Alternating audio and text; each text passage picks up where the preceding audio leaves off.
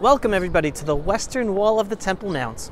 Now, this might shock some people, but this place here is not the place of holiness to the Jewish people. Up there, the Temple Mount itself up above, that's the holiest place for Jews. During the hundreds of years of Muslim occupation, Muslims forbid Jews from visiting the Temple Mount up above. So the closest place we Jews were allowed to visit was here, the retaining wall of the Temple Mount. And here, this is the western retaining wall. But this wall is not the holy place. The Temple Mount above is the holy place. Honestly, it bothers me when people just say western wall. Where are you going? The western wall. Because that term removes the true holy site from its name, the western wall of the Temple Mount. And too many people mistakenly believe that the western wall is Jews' holiest site, when this wall actually has no holiness at all. Just internalize this logic. If this wall truly was the holy site, then Jews would be forbidden to touch it unless we were first tahor, the Hebrew word for purified.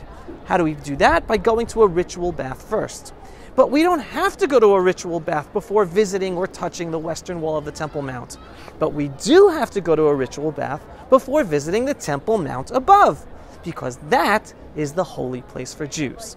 Now, before I tell you why I'm explaining all of this to you, I just want to remind people that the best way to support our work at the Pulse of Israel, providing a proud indigenous Jewish voice of politically incorrect truth, then the best thing you can do is to click on the donate button. Other than that, please, please, please just share our videos. Okay, so it was important for me to explain to you all that it's the Temple Mount above that is the holiest site to the Jews, because Jews are forbidden from praying up there. Even though it's our holiest site, and even though there is no law that forbids us from praying up there, yet we're forbidden. So this is absolutely crazy that consecutive Israeli governments have implemented via the police, that they forbid us and they detain us if we try to. So yesterday, an Israeli judge in Israel's court system ruled that Jews are allowed to pray and bow down on the Temple Mount, that there is no law that forbids it.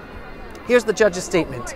Quote, "In my opinion, it is not possible to say that bowing and reciting Shema that constitutes a reasonable suspicion of conduct that is a breach of peace as required by law," end quote.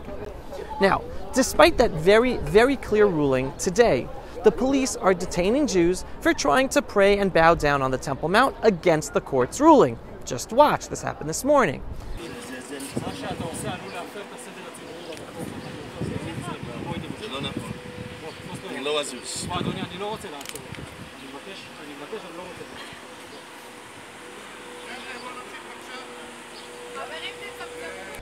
Now, this is the Israeli police going against a court ruling.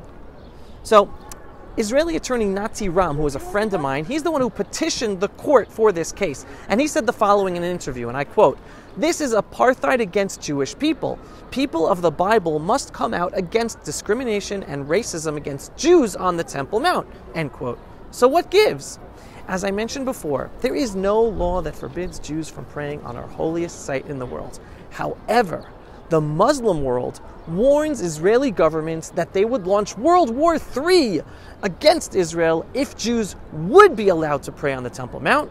So Israeli governments consecutively since 1967 forced the police to prevent, detain, and arrest Jews who perform the legal acts of prayer or bowing down on our Temple Mount above, just to appease the terror threats of the Muslim world. That's not how we bring peace, people. That's how we whet the appetite of the Muslim world to continue their intolerance and terror against all non-Muslims all over the world, not just the Jews here in Israel. So not surprisingly, the Israeli government has also stated that it will not follow the court ruling, giving the green light to the police to enforce a policy that goes against the legal right of everyone to pray on the Temple Mount and against the latest ruling of the courts. Now understand, the fact that the government and the police are ignoring a court order is no surprise to me. It makes total sense, unfortunately, and it's sad. For years, I have said that the courts are just a political tool of the left when it suits them to push their anti-Jewish agenda in the name of equality. However, when the courts, once in a blue moon, actually uphold the law in a non-progressive, really regressive agenda way, then all the leftist defenders of the courts somehow are fine in undermining the authority of the courts, something they usually call anti-democratic and undermining of the courts if it would be right-wing proud Jews saying those things. So this is blatant hypocrisy for everyone to see. And for decades, I have been vocal in exposing this hypocrisy of the legal system in Israel, which is really a political tool of the left. Not just the Supreme Court, but the attorney generals in all the various government ministries as well that do everything they can to stop any and all laws that would allow Israel to be a strong Jewish state that it is supposed to be in order to protect all Israeli citizens properly. Now understand, the ultimate agenda of the left is for Israel to no longer be a Jewish state. Court case after court case is brought to the courts to chip away at the Jewish identity of the state of Israel. That happens all the time. But what the left ignores is that the day that Israel is no longer a strong Jewish state, not only will Jews not be safe in Israel, but all non-Jews won't be safe in Israel either, including the Muslims. How do I know this? Well, let's just look at the multitude of Islamic countries in the Middle East. If you are a Sunni Muslim, you are persecuted if you live in Shiite-run countries. If you are a Shiite Muslim, you are persecuted by Sunni-led countries. And if you are a woman, you do not have freedom or equality in any Muslim-ruled country. And if you are Jewish, Christian, Druze, etc., you are considered a second-class citizen in any Muslim country without true freedom and equality. So here's the kicker, folks. Only in the Jewish state of Israel does everyone have freedom and equality for all. Only in the Jewish state of Israel. So as I always say, Israel is the solution for the Middle East. What's the true problem in the Middle East? The progressive, really regressive left's anti-Jewish agenda together with its support of intolerant Islam. I agree. That's the problem. See, we agree. So by the way, you might see news items pop up now stating that Jewish prayer on our holiest site in the world for thousands of years from the Bible is illegal and it's against international law.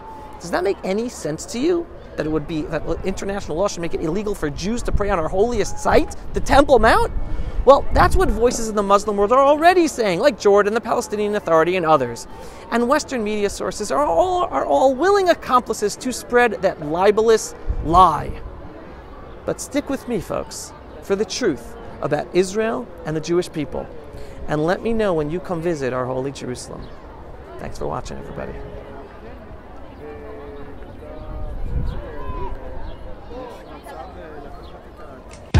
Pulse of Israel, frontline videos from the Holy Land.